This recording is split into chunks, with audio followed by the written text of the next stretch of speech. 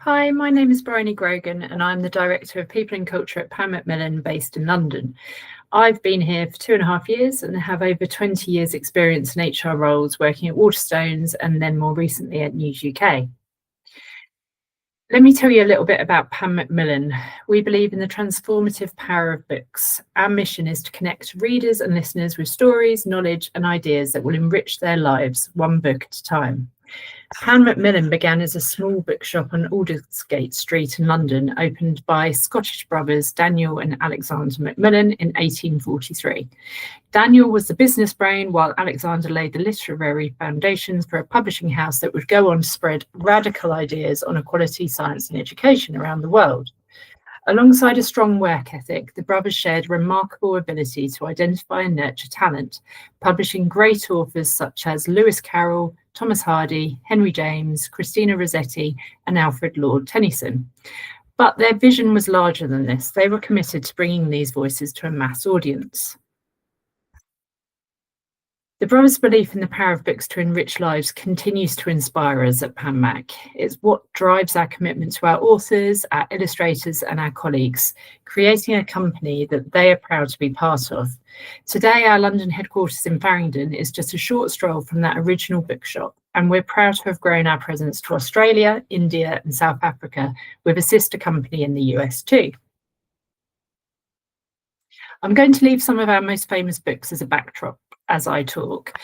Macmillan was an entirely new culture to me, and I was coming into a brand new role to support the CEO, Joanna Pryor, who you saw in the previous slide.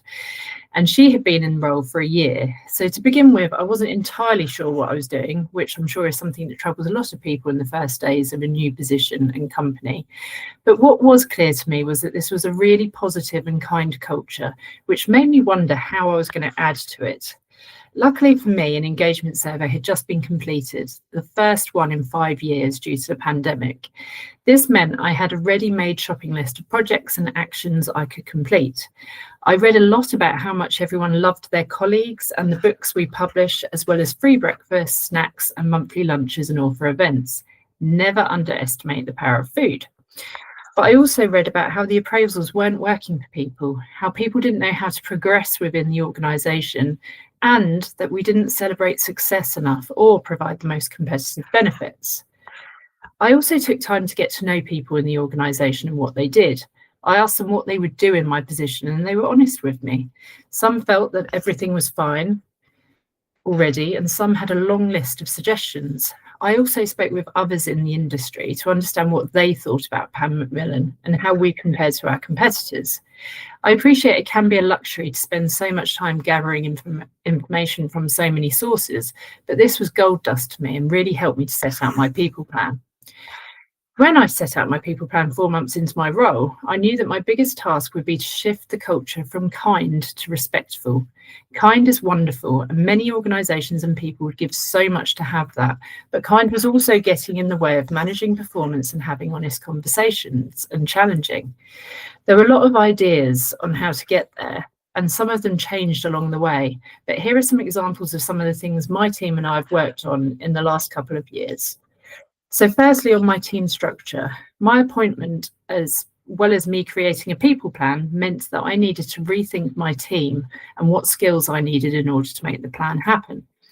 I hired a head of talent acquisition who has completely changed the candidate experience for anyone applying to Macmillan. We now have an EVP strategy, and we receive really positive feedback from our new starters about the recruitment experience, and even from those who don't get the job. Equally, managers are delighted as they have someone to guide them through the recruitment process and to keep candidates warm if they are busy with the day job throughout the process. I then hired a head of people and a head of DEI and social impact. I'm very proud to have a fantastic team in place. Communication. So people were tired of the round robin, reply all emails and the amount of them, and they couldn't find the information they needed when they needed it. And I'm sure this is a case in many organisations. So we updated the intranet with a new system that worked like a social media site and where people could post themselves rather than being a top-down solution.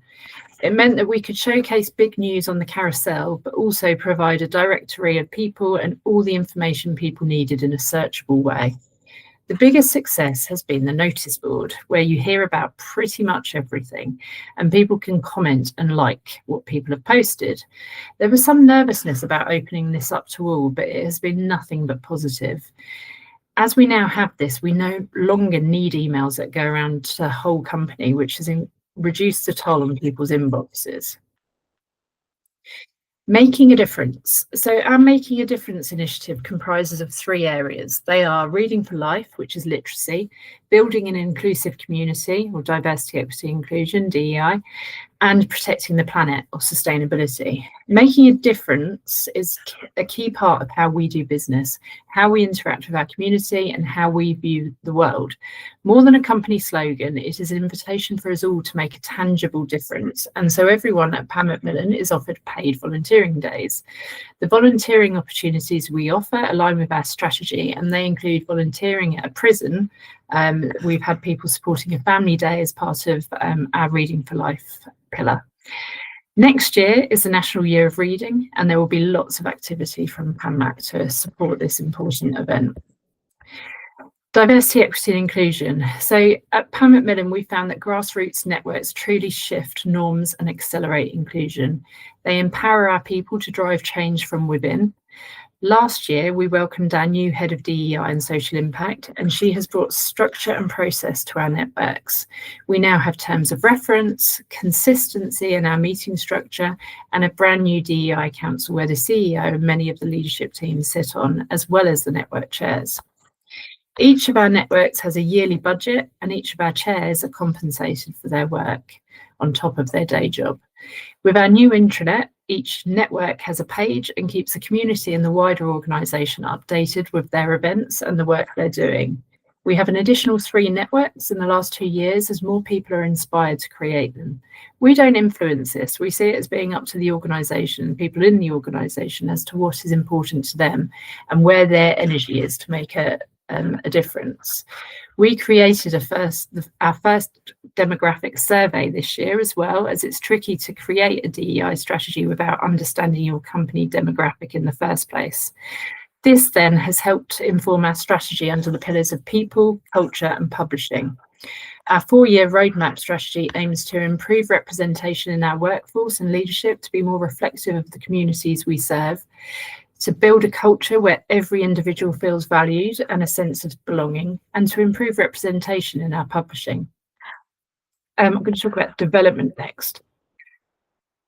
So training needs had previously been met by responding to requests as they came through. Whilst there will always be a need for this, it meant that we weren't being proactive as a people team as we could be. We have now trained our people team and trained the trainer, and we've nearly completed a 4-day management training programme for all of our 135 managers this year. We will continue to run this with our new managers every year from now on. We offer all of our new parents an external coach to help them navigate their career before, during and after family leave. And we also offer 6 months full pay for mothers, fathers and partners. And we have trained internal coaches through an apprenticeship scheme, and we're just about to start a new AI apprenticeship scheme as well. Thinking about recognition, and as you would expect from a nice and kind company, shouting about achievements isn't something that comes naturally to people. So I set about changing this. First of all, we started nominating our people for more external awards so that they got the recognition they deserved externally. Yes, this meant that they were more desirable to the competition, but I don't think it serves anyone well to keep them hidden either. I always take it as a compliment when one of our people gets poached. And then I created the PanMac Awards, which is now in its 3rd year.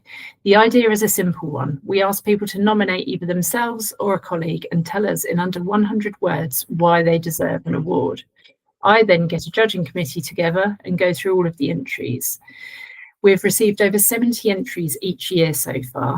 We then celebrate them in a company gathering and give them a bonus and a commemorative pen so they have something to remember the achievement.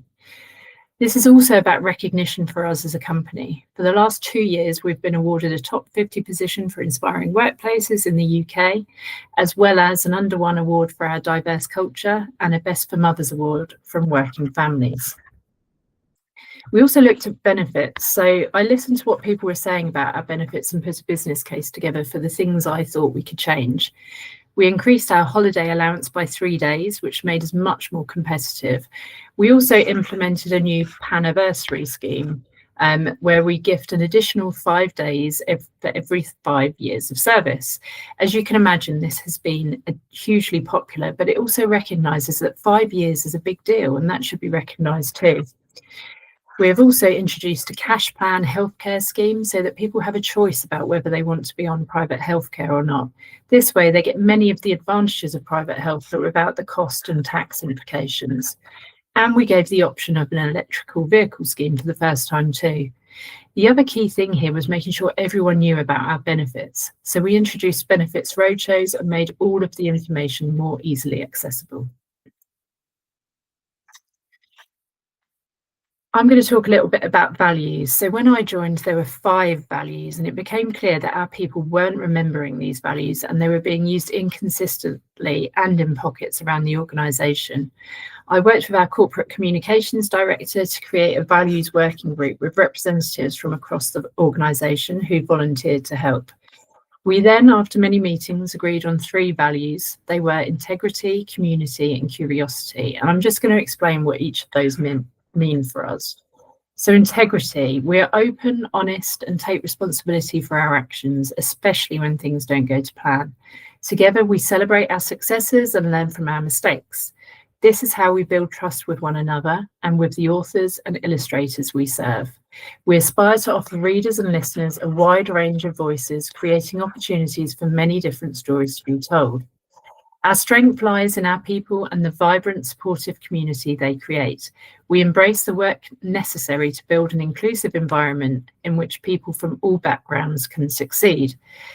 This sense of togetherness extends beyond our walls and is reflected in the breadth and diversity of the books we publish and the work we do to make a difference to the communities around us.